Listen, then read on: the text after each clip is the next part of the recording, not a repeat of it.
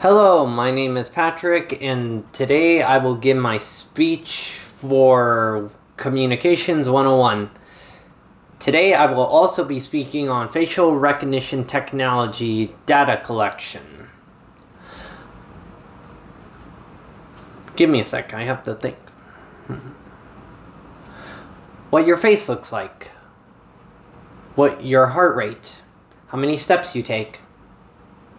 Where you go. Purchases you make, where you bank, and even your embarrassing search history.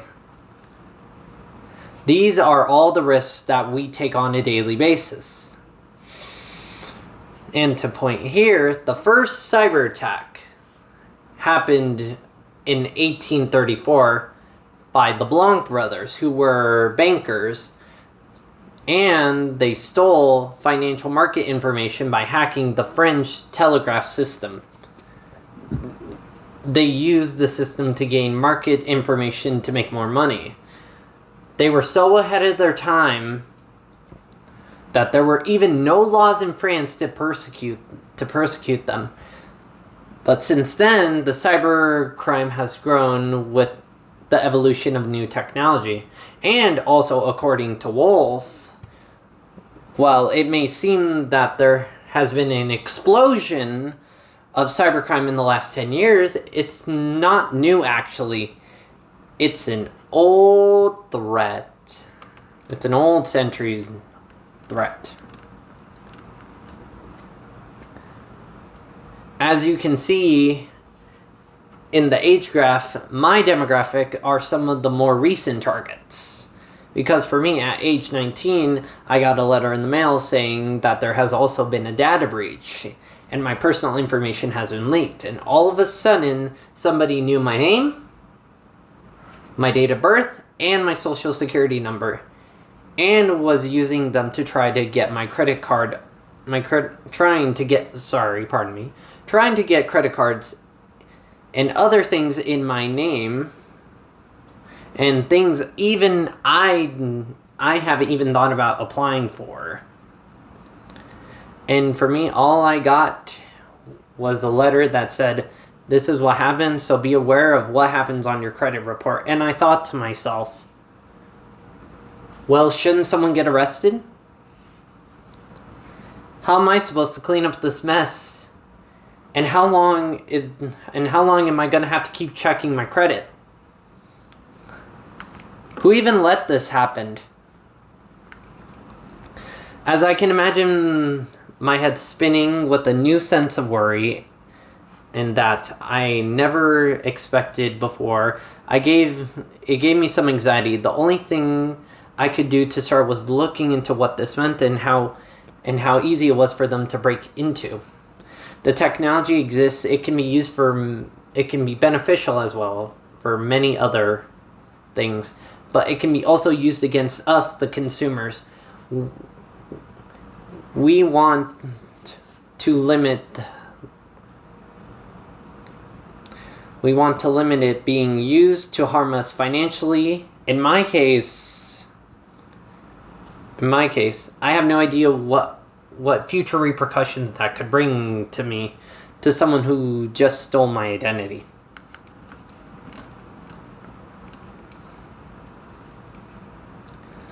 Also, according to ThomasRecords.org, 5 significant online threats to data privacy.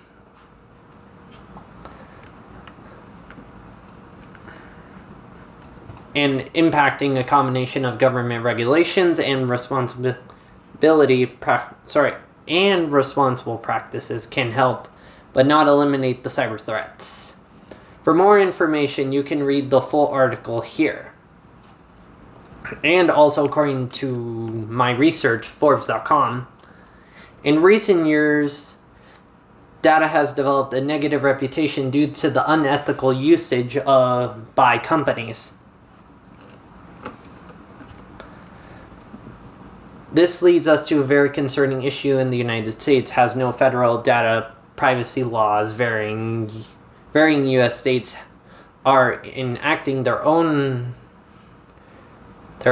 consumer data privacy laws to give individuals more control over how companies collect the usage of the personal data. Industries with certain exceptions and great individual rights related to their personal data. Give me a second. Key states with comparative privacy laws include Florida, Indiana, Iowa, and Kentucky. I want to inform you of the ethical impacts, which I will show here. These concerning highlights we need for ethical guidance for responsible usage.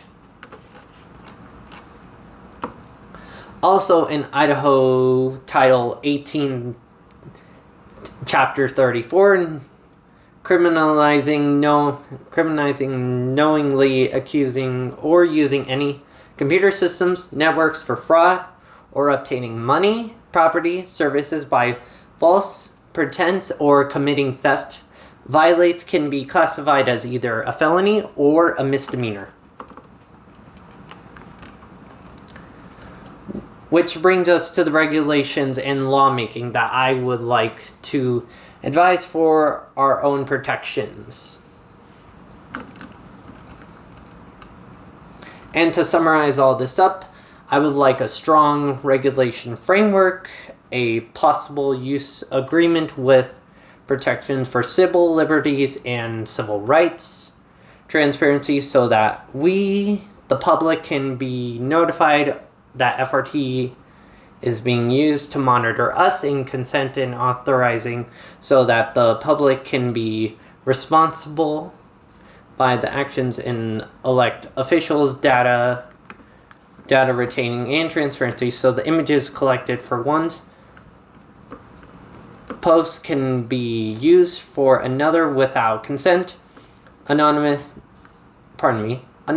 use for the AI can make decisions without humans input, with the exception of being used for criminal identification purpose of cases of customs and border patrol entry points and law enforcement. FRT is known more about you than what you think. It may even know you better, closest friends and partners.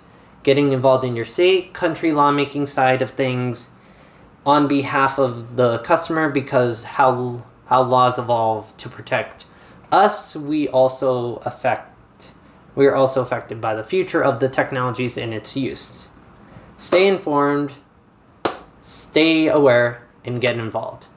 Thank you.